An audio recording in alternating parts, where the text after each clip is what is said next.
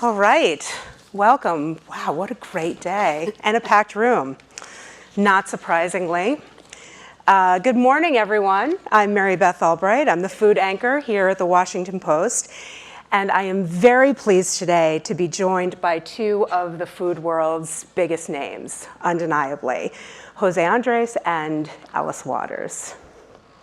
To those watching online or to those in the room, we will be taking questions for Alice and for José on Twitter. Please tweet those questions to us using the hashtag #FoodForThought, which you see right behind us. Okay, so Alice Waters is the author of this new memoir, and it is called Coming to My Senses. But I think that the book is really mesmerizing because of its subtitle, which is The Making of a Counterculture Cook. And we will talk a lot about the counterculture today, and we will talk about food as a tool for change, which both of our chefs here know a little bit about. And we'll talk about her 46-year-old restaurant in Berkeley, California, Chez Panisse, which has been at the forefront of the organic and local and sustainable food movement. And she is, by any account, a titan of the industry. And another titan of the industry is here, a chef who continues the tradition of using food as a tool for change, José Andrés, who's the owner of the 27-restaurant Think Food Group, who returned yesterday from Puerto Rico.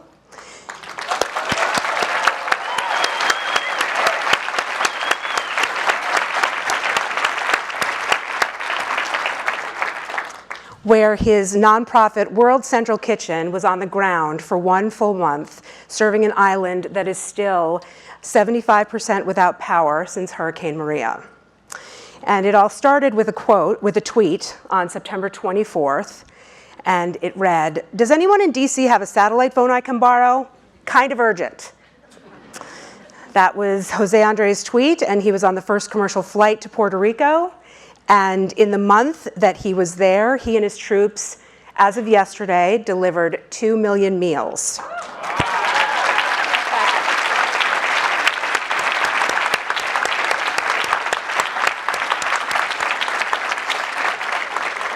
And that is more than the Red Cross, and that is to the most remote areas of Puerto Rico. And this is by boat and over collapsed roads, and to people without food and water, and use school kitchens, food trucks, and Puerto Rico's largest stadium, while many have criticized the federal government's response. And so, Jose, I'm going to start with a question for you. On October 1st, you sent a series of many tweets saying what you would do if you were Donald Trump. If I were Donald Trump, I would stop attacking the media. If I were Donald Trump, I would not attack a leader that works nonstop for her people, meaning the San Juan mayor. And if I were Donald Trump, I would be in Puerto Rico to lead no more than 2 days after the disaster. So now we're at Washington Post Live, and we're talking about the making of counterculture cooks, the use of food as a tool for change. And the president might right now be watching. We know he's a fan of social media. And so,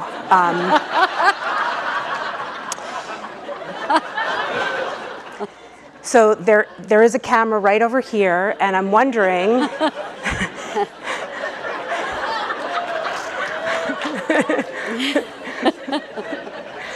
not sure, I think that's a call to arms. The international symbol. I'm wondering if you could look at the camera and say whatever's in your heart to the President of the United States. Wow.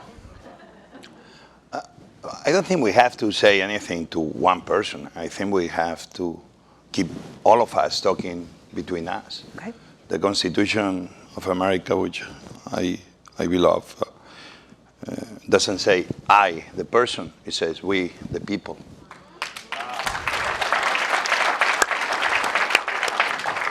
And, what I know is that my faith in humanity has multiplied by 10. Watching people that had nothing, that had no hope, that had no electricity, no water, used to see the happiness in their faces, how they came together to be with the people, all for one, one for all. Barely complaining, just making the best of what they had with. And, and probably the reason I'm in Puerto Rico and I show up in other hurricanes and other earthquakes is precisely because the person I'm here for today, which is Alice. People like her, especially her, and few others, if people like me go to things like this and try to become an agent of change, it's because people like her, a woman like her, began doing what nobody thought was possible. And she didn't do it by planning. She didn't do it by talking. She did it by action.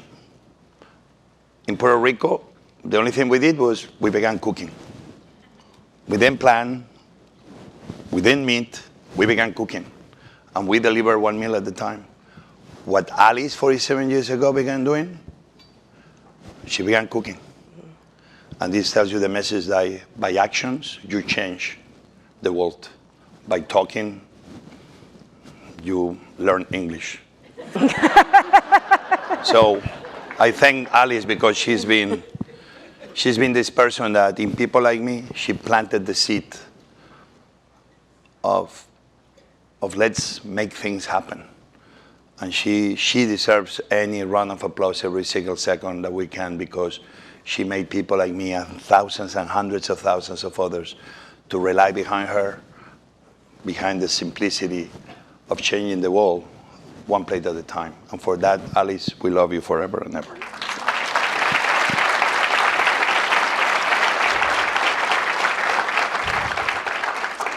So Alice, coming of age in the counterculture in 1960s Berkeley, you write in your book that the ethos of that time is morality, empathy, frugality, love of nature, and love of children.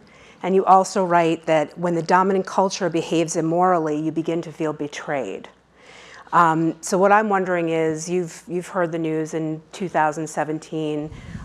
Do you feel that it's time for a counterculture revival? And do you see that happening through food? Absolutely.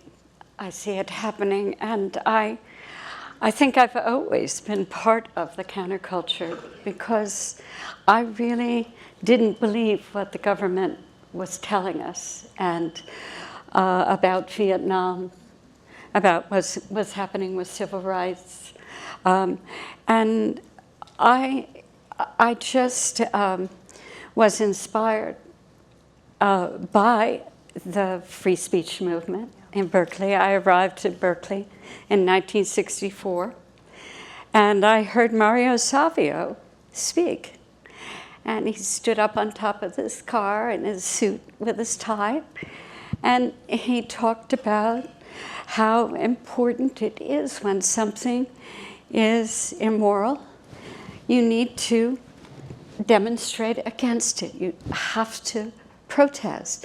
But his protest was so peaceful and so joining us together as a whole group, that we were powerful because we gathered together, and I wasn't brave enough to sit in and be arrested. I'm sad to say I wasn't. I hope I will be now, able to do this. You were arrested? No, I wasn't arrested, but many friends were arrested. I was afraid. But I heard what was being said, that if we gathered together and we believed that we could change the world. And I've never lost that. Well, there are many types of bravery other than just being arrested. Sure. And I will have to say, there's a lot of bravery in your book, and your book is dedicated to Mario because of the work that he did in the free speech movement. And Jose, I wanted to ask you, for those of us who weren't able to follow your Twitter feed while you were over in Puerto Rico, there is a photo that I think is really emblematic of this kind of issue of the counterculture. Can you tell us a little bit about this photo and talk about what things were like on the ground for people in rural areas? You look like it might be hard to speak about this. No, it's not hard. I'm Okay. only a little bit emotional, that's all. Okay. This is in Eloisa, 30 minutes west of San Juan by the water. And this is a community that is this kind of Caribbean, Afro-American. A poor community, somehow forgotten when the things go well. Imagine now. And these two girls who were there, that I'm ashamed I forgot their names because I'm like Dory.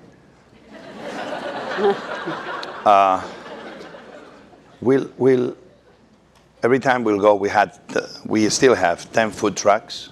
If those stories one day will be told, amazing, those food trucks getting everywhere where others were not getting to.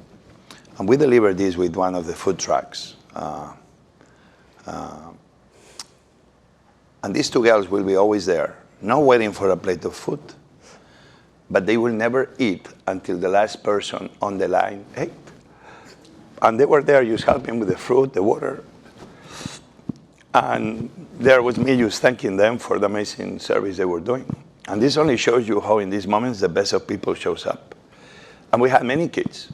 I had this girl, Lola, that she was making sandwiches for 2 weeks in a row, 8 hours a day non-stop, while their father and mother work in one of the other food trucks. And kids like them show me that the world is going to be great. We only need to make sure we keep empowering them to be everything we want to be, and especially girls. Alice Waters couldn't be a man. She had to be a woman. Because, and I mean that in the most deep respect to her, that I do believe we need to be putting more women at the very top of the decisions that are going to be improving the world in the years to come. I've never seen more soft-spoken leaders making things happen, one community at a time, in Kenya and Haiti, in Puerto Rico, by not just imposing their powerness and their big voice, but use smart, gentle solutions where everybody can rally around. Like Alice. Alice never called her Schoolyard project Alice Waters Farm. She doesn't even put her face in any of his books. I feel ashamed in the first one. My face was in my cover. She's not trying to say me, and forget you. What she did over all these years was the big belief that she was almost like the shepherd behind the sheep and the lamb, just making sure that they keep moving forward, that they go to the good places, to the water places, to the food places. And she's in the back. She's even, almost you don't notice her. But somehow it keeps getting bigger and bigger, and more people keep joining her dream. That makes it our dream. That's the power of what Alice has done in a super silent, humble way. It was never about her. It was about the idea that was for the people, for we the people. And that's why, again, I am in awe of being with her here even on the stage, because really she showed me, and I think she's shown many of us, that the true leader is the one that is not noticed. Well, yeah, let's talk about that, because, I mean, Alice, your Edible Schoolyard project was born from, and you write about this in the book, that you are actually a certified international Montessori teacher. Yes, and so that's where the Edible Schoolyard sort of came from, was this love of, as we were saying, love of empathy, love of teaching, love of children, love of nature. And would you like to, maybe some people in the audience and people who are watching online don't know about the Edible Schoolyard project, so maybe you'd like to give a little overview of it and also tell us what it is. And also the influence of your mother, because your mother was such a large person in your life and was an activist who instilled that in you. Well, she never was a real activist. I mean, she was someone, though, who believed in what would I like to say? And in the big picture of democracy, she really believed that nobody should have too much money, that we should all share it. And if you made over a certain amount, you should give it all back. And she voted for Adlai Stevenson back in the 50s. And she made me wear an Adlai Stevenson button to school. And I was the only third grader that had an Adlai Stevenson button on. And I was just pushed aside when the Ike songs came on. You have the Ike songs in here that are actually written in the book. I mean, you remember those? Yeah, they're Those pretty were- terrible. But when I had a daughter, I started to think about the big picture of the world, and that was, well, really 34 years ago. She is now an adult. But at the time when I had her, I just thought we couldn't be an island unto ourselves there in Berkeley. That what was happening beyond that was inevitably going to affect the way that we lived in Berkeley. And I thought about my teaching and how public education is our last truly democratic institution.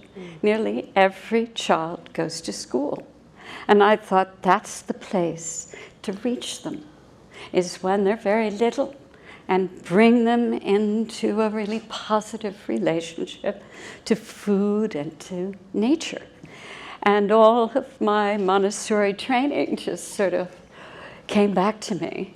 And she believed in educating the whole child, in educating the senses, because those are our pathways into our minds, our touch, our taste, our smell, our seeing, our listening. And if our senses are closed down, we are not able to connect with the world around us. And I really believe that our senses have been closed down, many in the way that Montessori talked about her work in the slums of Naples and in India. But ours have been closed down by the fast food culture that we live in. Everything is meant to be fast, cheap, and easy, and we are not touching, and we're not tasting, and we're not gathering at the table anymore. And yet we're telling our children to wait for things and don't, you know. Exactly. Yeah. And when 85% of the kids in this country don't have one meal with their family, we're losing our humanity, our connection with each other, our sharing of food. And those two little girls that you were with in Puerto Rico, the idea that you should wait till everybody has food before you eat. I mean, that's an idea that comes from eating around the table and knowing how much food there is and being able to share with everybody who's there and saying please and thank you. And even though there wasn't anything tasty on my parents' table, I was very unfortunate that, Yeah, you said your that favorite they thing. were Irish and English in descent. Yeah, We didn't have. they were getting you ready. But, I mean, we did have a victory garden in the backyard. During the war, my parents started that. And so we had divine corn and tomatoes that I have loved all my life. And they dressed me as the queen of the garden for a costume contest. And I had an asparagus skirt, a lettuce leaf top. I had crown of strawberries, peppers, bracelets and anklets, and as I tell people, I think I remembered that I won. And you never took that custom ever since. Played that Wearing one it. well. Yeah. Well, it's interesting because can we have a moment here, because we're sitting in a room full of people who I'm assuming love food, love the food that you make, and I'm wondering, we're talking about the importance of food, and there's been a populist movement in this country, right, with politics. Is there a populist movement in this country coming for food? Because are we worried that good food is been priced out of how people can afford it, or? Well, I really feel like there is a movement. It's kind of underground, which I love, that we haven't really shown ourselves yet. But a lot of young people around the country are becoming farmers. And they're growing a great diversity of fruits and vegetables. And they're selling them directly to restaurants. And so the experience that I've had at Chez Panisse over these years has been to develop a network and to actually support one farm, Bob Kennard, completely. So whatever he grows, we buy, but we always, he sort of gives us a bill at the end of the year. Whatever it costs, we are willing to pay. And he feels, like he can really do the work without worrying.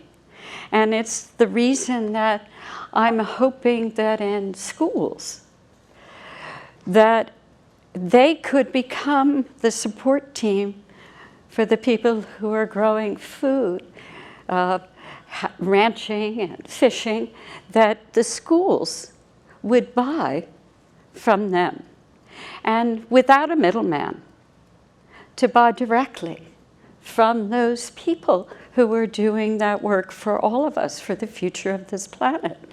And so I'm very confident that if we were to have school-supported agriculture, not only would these kids be eating the food that's good for them, but it would really help to change agriculture and could change it overnight.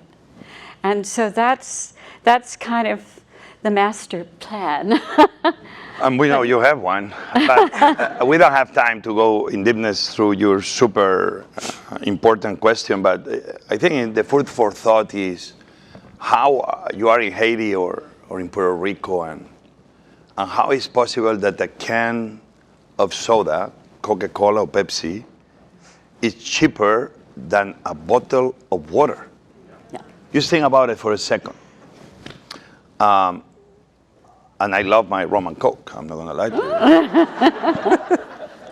But it's food for thought that we need to be thinking about. So we have water that comes for free from the sky, but somehow water becomes more expensive than Coke itself. I don't get it. I still don't get it. Well, but we are all part of the problem. Yes. Because we all keep paying for the water more expensive than Coke. So it's kind of these conundrums that we need to be answering.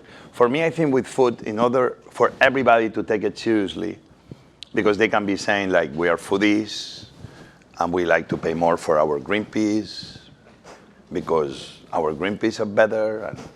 But we know that food is becoming a very expensive thing in the United States, and a lot of people cannot afford the same types of vegetables that sometimes Alice, I, or you guys are able to buy. Going to farmers markets today, you show you how expensive can be buying those foods, but at the same time, we need to keep those farmers alive.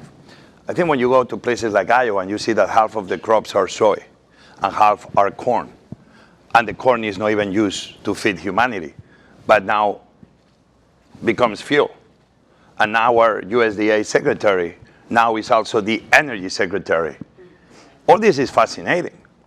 But at the end of the day, the same way, unfortunately, September 11 happened, what we never even thought was going to happen, do we have our next September 11 by one day being with so very few types of seeds that they are the mass quantity of foods we are providing to America, and one day we're going to have the biggest September 11 by a pest or something we don't foresee, one day all those crops that on paper are feeding American humanity, they're not going to be any longer.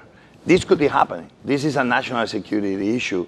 So when we ask for diversity of vegetables and fruits and small farmers and middle farmers and bigger farmers, it's because humanity future depends on it.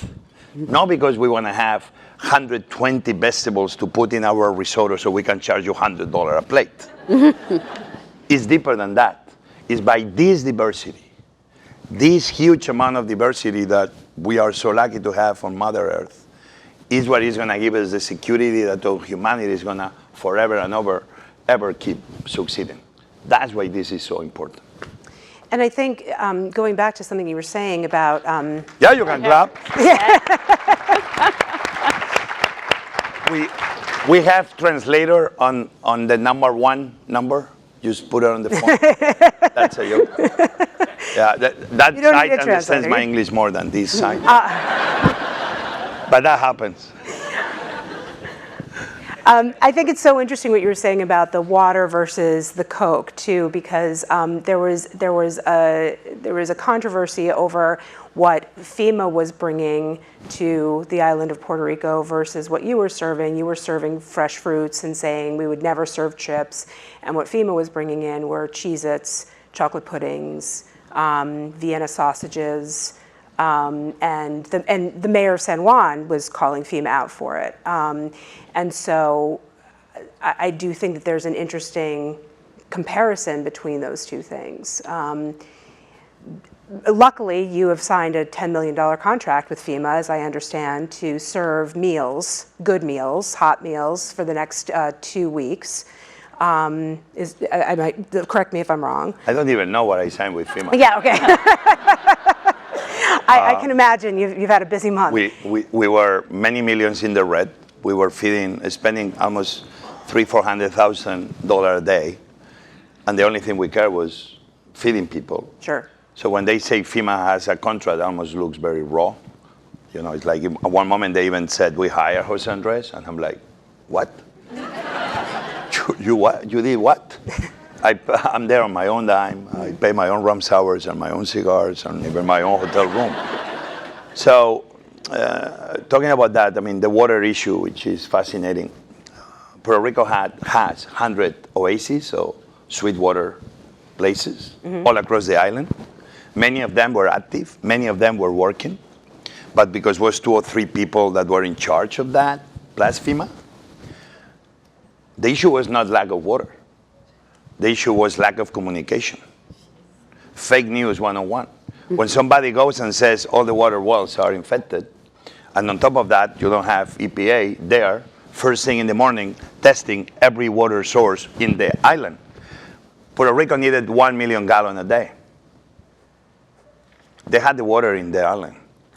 The only thing they had to be doing, making sure that all the generators were functioning in these water places, which was not hard to do, making sure that the water was tested, and making sure that the leaders were communicating on time to the people that the water was okay to be drinkable by all. This was not information was being delivered. Nobody wanted to be touching the water. We had to be bringing 1 million gallons a day from outside. That was not happening. The island was going thirsty. 4 weeks ago, I saw a woman that didn't have a glass of decent water in 48 hours. And this was all around the island in 110 humidity. So those problems are man-created. Here, luckily for us, we have a water that is more than water. It's a waters that is bringing us those ideas for 47 years of how those problems are actually low-hanging fruit opportunities.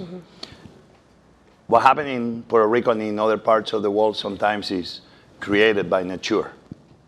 But the next crisis always happens created by humanity. We need to start making sure that humans, we are at the service of taking care of humans and not becoming the problem instead of bringing the true solution, 1 glass of water at a time in this case. Well, this brings me to an interesting conversation. Yeah, you can. You can go ahead and just speak if you like. Yeah. Now, I just wanted to tell you a small water story.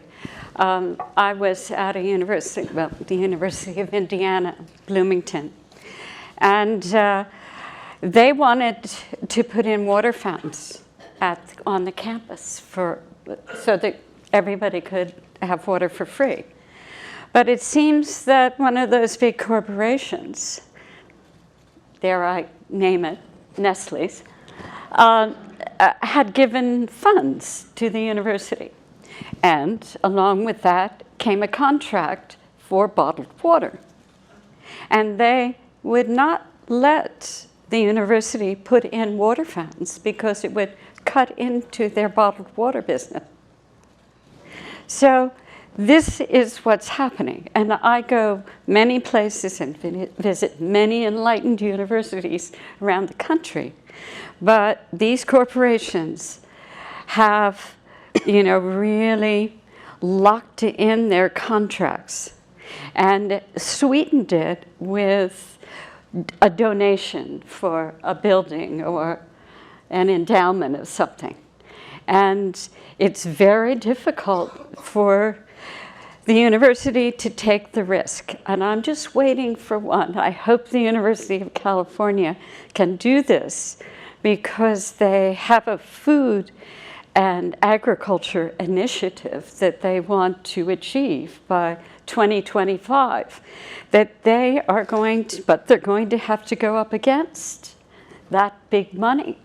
And it always comes down to that. I don't know whether you, I'm sure, experienced that these companies buy the wells. They buy the water rights to, the areas. I'm surprised they haven't bought them for all of Puerto Rico. And then they basically sell it back to us. Well, one of the interesting things when we were having our discussion last week in advance of our Washington Post Live discussion, and we were talking about Puerto Rico, you had mentioned also the wildfires in Northern California, and that you were believing that that there might be a relationship that you wanted to talk about there, and how you had been affected by the wildfires. Well, it's very fresh in my mind, like this is for you. It's incredibly emotional because the chef from the restaurant lost her house and her winery, just burnt completely to the ground.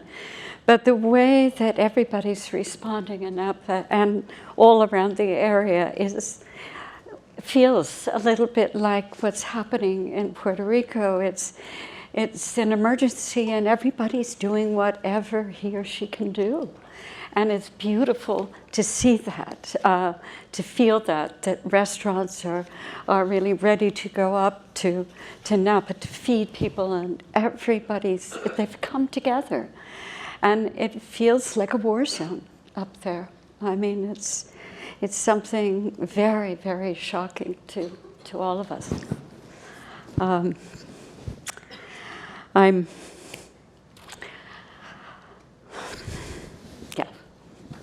Okay.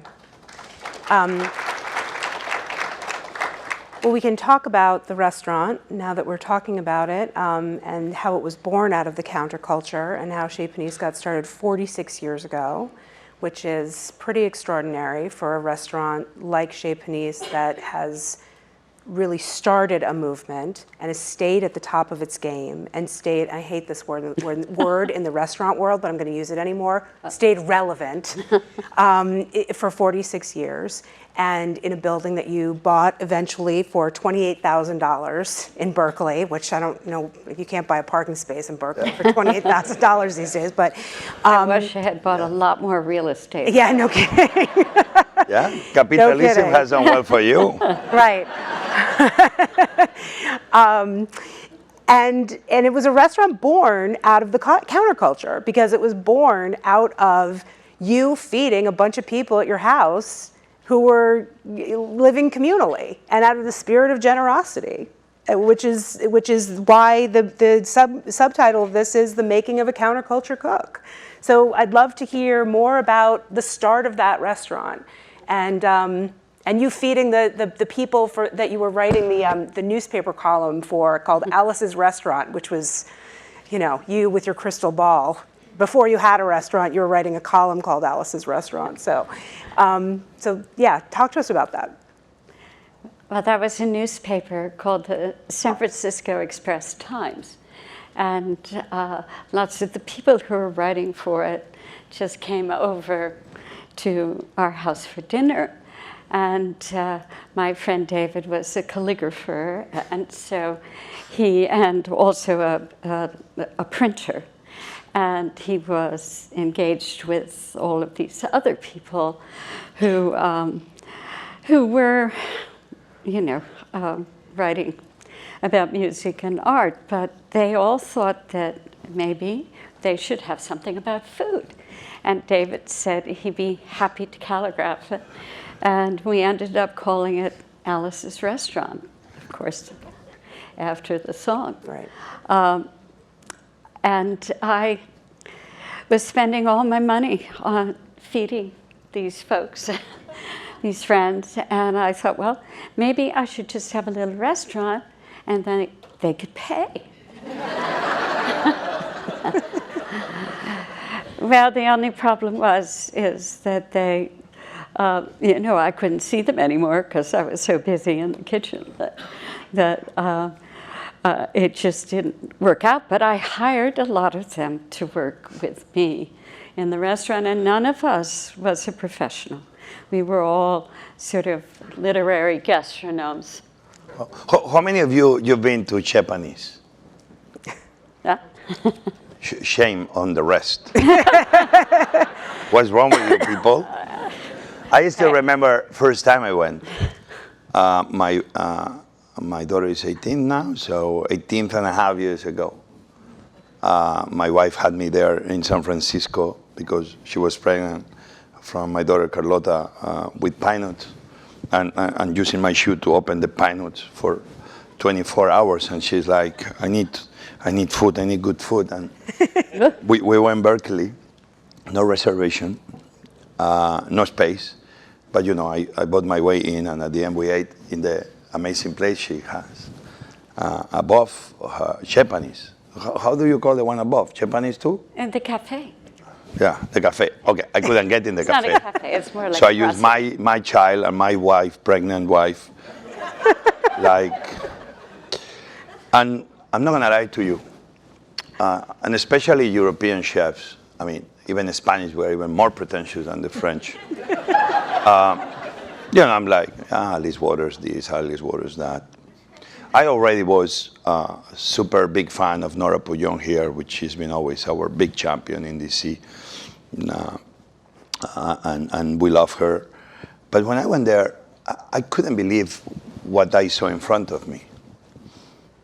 We ate an amazing menu of these amazing pizzas coming from the woodstone oven and many amazing dishes. But the moment I realized the power of this woman, we had for dessert dates and clementines. And they put me a clementine that I had to peel myself. And I was like, A quiche tangerine. a quiche tangerine. My God. And the dates, that they were dates. Barhi date. When I smelled that tangerine, was beyond a revelation, because we have, from where I come from in Spain, very good stuff on the citrus world. That one was unbelievable. To this day, we keep talking about it.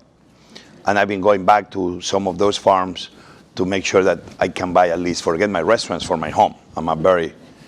And that date, I never eaten a date like the one I got. Was a date I cannot still describe. So when you see that somebody is giving you a clementine unpeeled in a plate and charging you a lot of money for it, and dates, is the moment that you ask yourself what cooking means. What's the meaning of cooking? But what she was exactly that. This amazing way to be bringing together people and farmers and an idea that simplicity becomes the most sophisticated, complicated thing at the same time. And to this day, every time I have now a tangerine, a cashew, I began remembering that moment that this is the moment I saw the power of Alice Waters and the power of the movement she created by only giving importance to the things everybody was overlooking. Amazing things, partnering with amazing farmers, and making sure that with the people together, we kept feeding the people. Since then, I remember still when she came to my restaurant, she was coming, and already we kind of interacted a few times here and there around Planet America and Planet World, but she was coming to Jaleo, and I remember I was like, shit, she's coming, and I go to the kitchen, it's like, where are those asparagus from? And they are like, Chile. I'm like, Chile? Shut. Like, okay, let's tell her they are from Maryland, like Jose, it's November. Like, okay, I have a greenhouse that produces asparagus in November. I created fake news, people. No. But I didn't believe him. We didn't lie to her, but that was a conversation. Fool Alice Waters. I mean, Yeah, you know, piquillo peppers were from Spain. The Iberico ham was from Spain. I was like, as she's coming in to the restaurant, I'm like, you know the champagne you sell in your restaurant comes from France, ain't local, and ain't seasonal? I just fired back at her just from the beginning. But the amazing thing, keep talking about the amazing contributions this woman has had in many people like us. It's precisely that made us think about those things. And made us, even we are never perfect, at least you try to reach for that perfection and find the right balance. And what she did more than anybody is she made people like me think. And every time we serve a plate of food, we think. And she was not only feeding our bodies, but feeding our souls and feeding our need to ask the right questions and try to get the best possible answers. So by all having that amazing information, we can be feeding America and this planet in a better way. That's her real power, and that's her real biggest contribution to over these last 47, 48 years.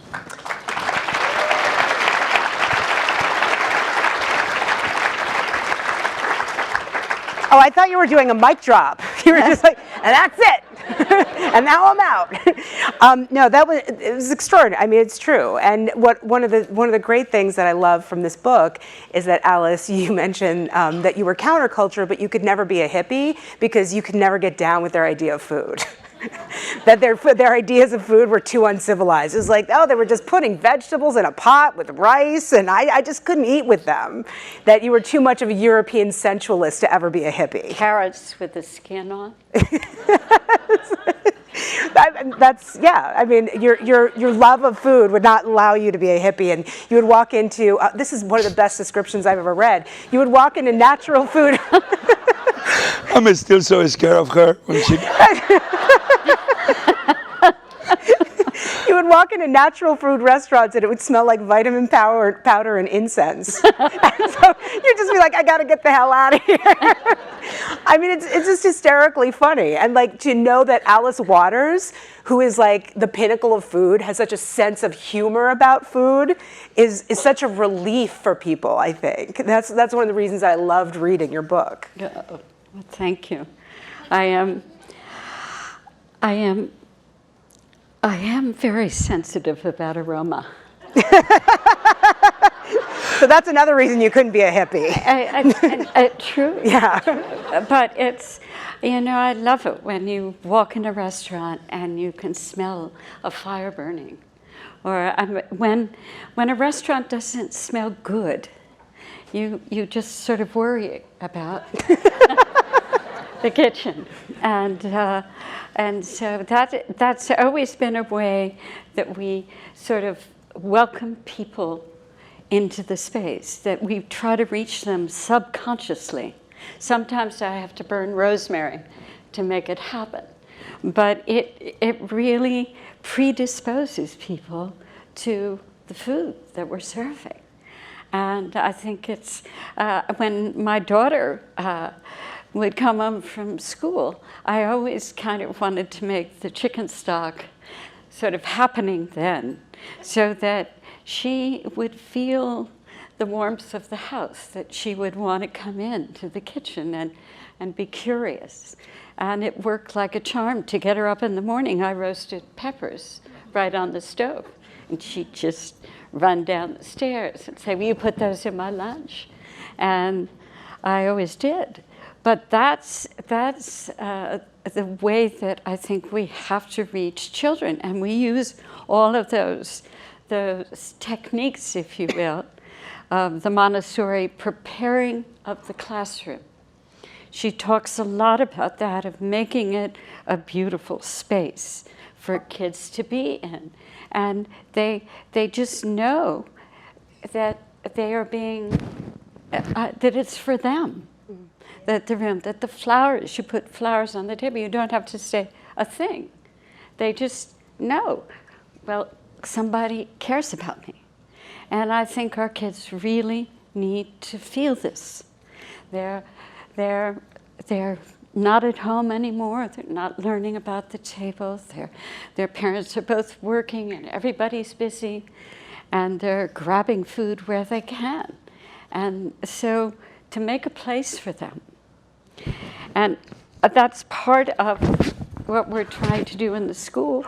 We're trying to make school lunch part of academia so we can get time and focus to eat lunch together. And so we've been experimenting, and we made a placemat. And the placemat is about the study of the geography of the Arabian Peninsula, because that's what the kids are talking about in their classroom. So we're using the academic minutes from that geography class. And it shows on there. Yeah. Hold on, you can't read. But what we're serving them is this. We're serving them a tabbouleh salad, a carrot soup with a little hot red pepper on it. We're serving them hummus on a lettuce leaf. And so they're eating the food of that place. They might be in the studying the Silk Road in India. And maybe you're serving them the lentil soup or the paratha or the yogurt, the spiced yogurt.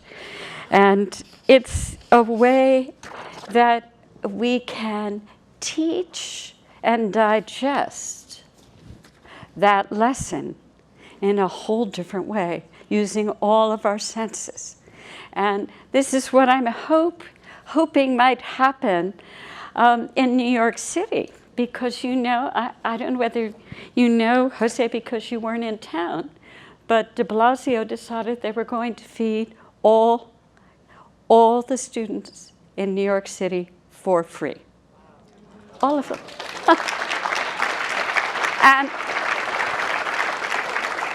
And he wants to feed them nutritionally good food. And of course, we know that begins in the ground. Wouldn't it be a support for the farmers in and around New York City? And I'm just hoping that we can have a conversation about school lunch being really civilized in that way and part of the academic subjects. And I think that brings us to a great question that we have at Washington Post Live on Twitter. Jana asks, how can we influence those who want to make health sustainable choices who may not have the resources to do so, affordability or access, et cetera? And it sounds like this might be a great way to do that. Well, certainly school, I think, is the best way, because the kids bring that home to their families. But I always use the example of Jose, because I will buy an expensive chicken, but I know how to make 3 meals from that chicken for a family of 4. And I hear Jose knows how to make 6. Now, this is about cooking. This is about learning how to cook affordably. And if you grow your own food, of course, that's the very best way to grow it. And during World War II, we grew it on the front lawns of the post offices. Yeah, the 6 meal chicken was back when the crisis began a few years ago, and you know, they will call me from the Today Show, the Today Show, and yeah, can you cook for St. Valentine's menu? I'm like, do you see my body? I'm not a St. Valentine menu chef type of. You call Yada, that she does better job than me on that, and I say that with the utmost respect. But me, I'm like, if I'm gonna go TV, let me go to do things that are meaningful. And so I gave them the idea of like, well, we have this crisis, let's show people how you can maximize a chicken and not make one meal, but make 6 out of it. I saw my mother doing it. I said, let me share this simple information. And that's what we did. I'm talking about the school, if we should be feeding children for free or not, and some people are gonna say, oh, you socialists, or oh, you. At the end, it's so funny because it's all the same thing. If the New York school system feeds every children, it's going to be benefiting the local economy in ways we don't understand. You're going to be hiring more people. You're going to be doing it, if you are smart, even cheaper when things really happen by the volume that you can be achieving. But the question here is very simple. Do we want to invest as a community, as a country, in the health of our children, or we want to throw money at the problem in fixing them when they're 60-year-old and unhealthy? And when we explain that problem in such a simple way, I will believe that we want to invest more money into the solution, which is keeping every American healthy, versus throwing money at the problem, with all due respect to my friend doctors and hospitals and others, than throw money at fighting diabetes, fighting cancers that may be related to the food they ate when they were younger. This is the very simple thing. Who do we want to be? Creators of solutions, or to try to throw money at a problem that we will never ever be able to fix? I am the type of guy that believes investing into solutions is much more fascinating, helps the economies bottom up, and keeps the community, the country we all love, as we want it. Healthy, young communities that they are going to keep forever helping the economy be moving forward, and all keep walking toward that horizon of a country that is healthy and that is smart, but keep investing in what is important, the health and the well-being of every single American. If you are with me, that's what you should be going for. That's what this woman has been doing. Yeah, well, that's Ted. That's great. That's why you invited him. Yeah. We only have a few minutes remaining, and if in those few minutes remaining, I would like to talk about Chez Panisse and where it is now, and how it got there. And Alice writes in her book about the beginnings of Chez Panisse that it started from her visit to France. And it says, when I got back from France, I wanted to eat like the French. And the only way I could get those flavors again was to make the dishes myself. No restaurants in Berkeley and San Francisco were cooking that way. Or if they were, I couldn't afford them. I had a certain taste in mind, and I really wanted to get the food there. It all went back to France. I had been awakened to taste there, and I wanted everybody to be awakened the way I had been. I was convinced I could win people over if I fed them the right food, if I got them to taste something they'd never had before. So Alice, what do people taste at Chez Panisse that they'd never had before? Well, you know, we started with just one menu downstairs, and actually we still just have one menu downstairs. So we have a cafe upstairs with an a la carte menu so that our friends can come with their children and eat affordably. But downstairs, we have this fixed price menu.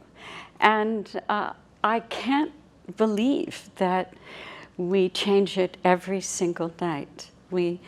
Yes, maybe we've done this, duck thousands of times, but every time we rethink it, and we try to come up with different kinds of things to serve with it. And this meal is really choreographed by us to bring people to taste things that they haven't tasted before. But it's very much a collaboration the way it happens. It's almost like a little bit of a jazz combo, that you have a group of people in the kitchen that are all talented in different ways. And we come together and we try to make something that's greater than the sum of the parts. And I think it has been a kind of word of mouth that's happened over the years.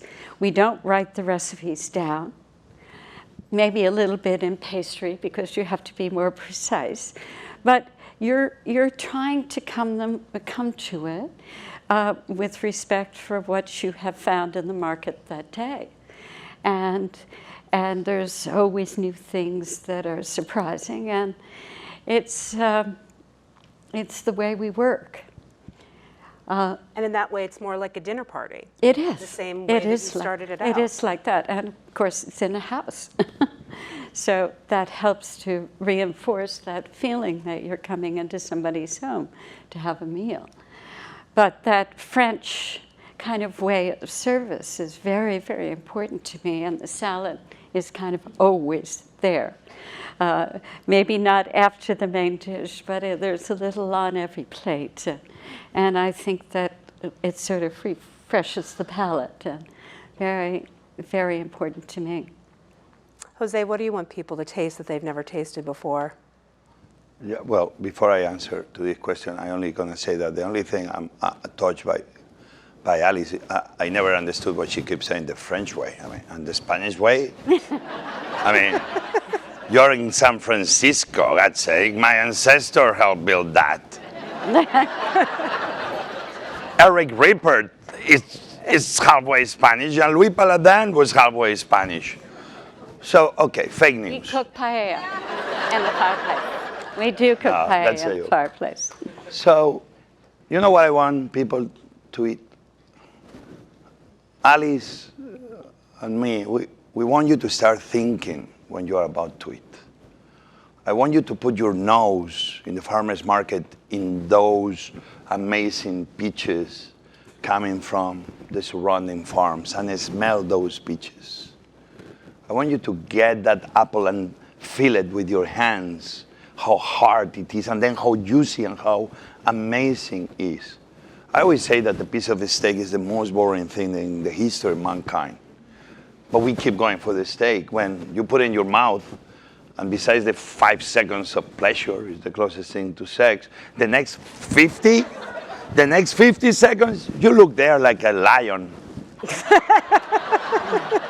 Munching something like it's tasteless and nonsense, but you feel like so empowered because you are like a lion. And sometimes I wish that we are more like a butterfly. I produce honey now. I have 2 beehives in my house, and my daughters help every year, a couple of times a year. I want you to put the finger in that honey and for 1 second close the eyes and dream you are that butterfly. That's what I want you to do, to understand that you don't need to look for the most sophisticated dish. Even chefs like us, sometimes we look for those dishes.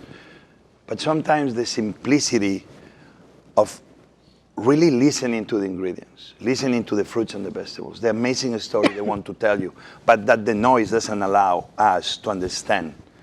Try to squeeze the flavor. But to do that, you have to listen. And if you listen, the ingredients are going to speak back to you in ways you never imagined. That's what Alice has been telling us all along. And we are listening every day more and more her teachings. Listen, because it's a story behind every one of those ingredients, those smells, those flavors.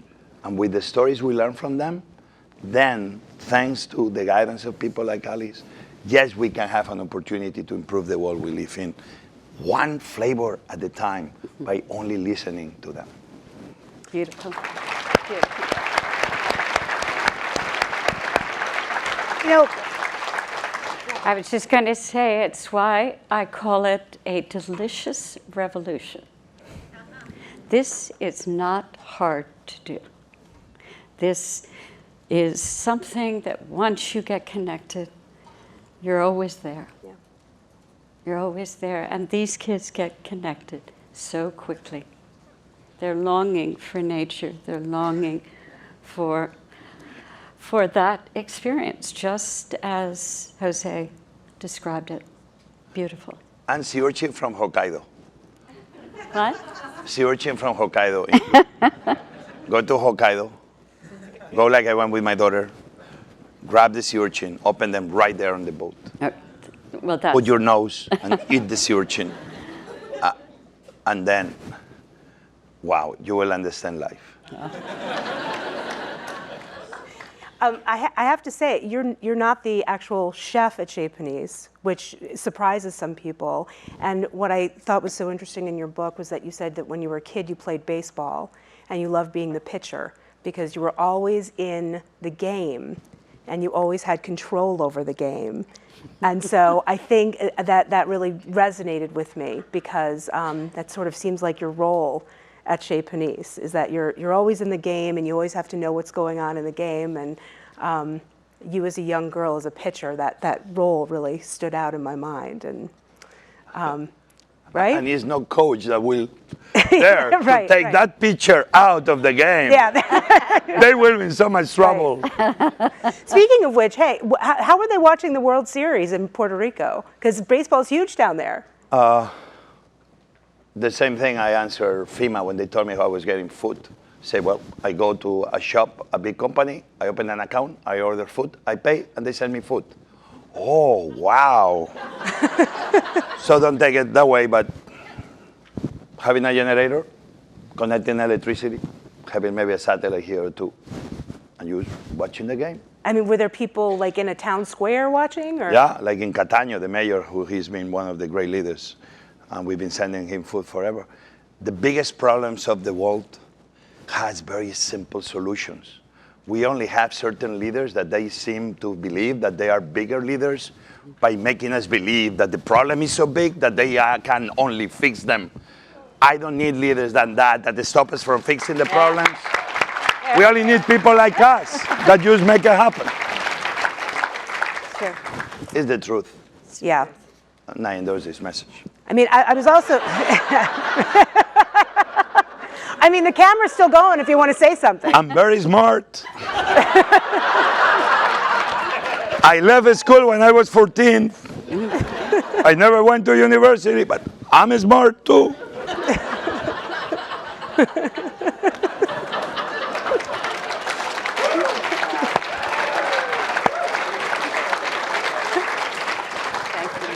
I think we'll leave it at that. I am talking to everybody. I understand. There just happens to be a camera in the room. Okay, so Coming to My Senses is a phenomenal book. It is honest and funny and authentic and accessible, and there are fantastic stories in this.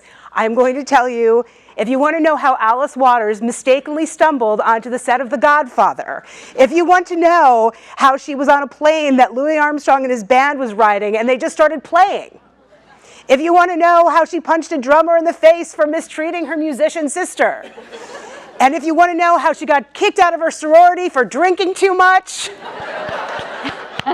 these books will be on sale outside, and Alice will be sticking around to sign them for a little while. So they're for purchase by Politics and Prose right out in the hallway, and you can watch highlights from today's events. The whole thing is a highlight, right? Yeah. I mean... And don't try to make reservation in her restaurant because you will not be able.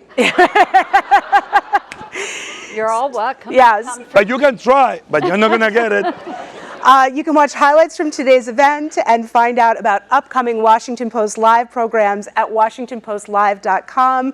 I'm Mary Beth Albright, the food anchor here at Washington Post. Thank you all very much for coming. Thank you.